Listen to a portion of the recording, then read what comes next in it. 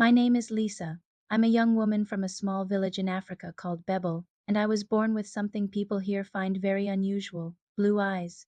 I also have long, curly brown hair, but these things didn't make me popular. You see, I was born blind, and because my family was poor, most people avoided me. I never knew my parents. So I lived with my grandfather. He was all I had. One afternoon, I was sitting by the river with my loyal dog, Bobby. Suddenly, Bobby started barking frantically, pulling me towards the water. I couldn't see anything, but I could hear faint splashing and cries for help. An old woman was drowning. Bobby led me right to the edge, and I stretched out my walking stick as far as I could. I felt a hand grab onto it, and with all my might, I pulled her to safety. Shivering on the bank, the woman looked at me with deep gratitude. She said, "You saved my life. For this selfless act, you will be blessed. Everything you touch will be healed." Then she added a strange condition, "But your own sight you cannot regain." I was confused, but I simply nodded and helped her on her way. When I returned home, I found my grandfather terribly sick, lying on what looked like his deathbed. His breathing was shallow and his skin was cold. I rushed to his side, placing my hand on his forehead, wishing I could do something.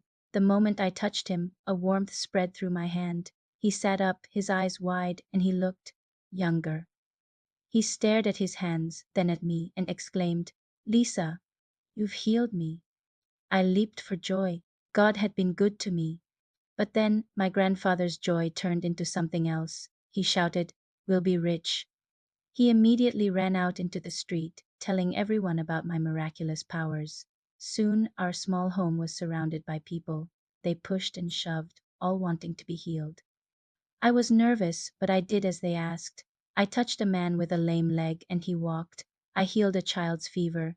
I did this for hours, until I was so tired I could barely stand. I whispered to my grandfather, "I'm exhausted. Please, can you help me to my room so I can rest?" He looked at the pile of gold coins and jewels people had given us and his face hardened.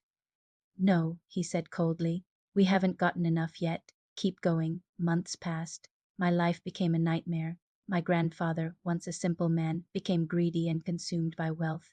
He became a powerful figure in our village, all because of me, but I was his prisoner. He locked me in my room, feeding me just enough to survive, telling me we were still poor and couldn't afford more food. He forbade me from ever leaving the house. My gift felt like a terrible curse. Alone in the dark, I cried and prayed. "God," I whispered, "why is this happening? Why does this gift feel like a punishment?" I prayed with all my heart until a gentle light filled my room, a light I could feel but not see. A voice, calm and powerful, spoke to me. It was an angel. "Lisa," the angel said, "God has seen your suffering. Your selflessness has not been forgotten." And then a warmth washed over my eyes, like the morning sun. The angel said, "He has restored your sight." I blinked, and for the first time in my life, I saw the light, the colors, the world around me. What happens when a girl who was once blind can finally see the greed that imprisoned her? To find out what I do next, make sure to like, comment, and subscribe to Stories by Us Sonakyle. Thanks for watching.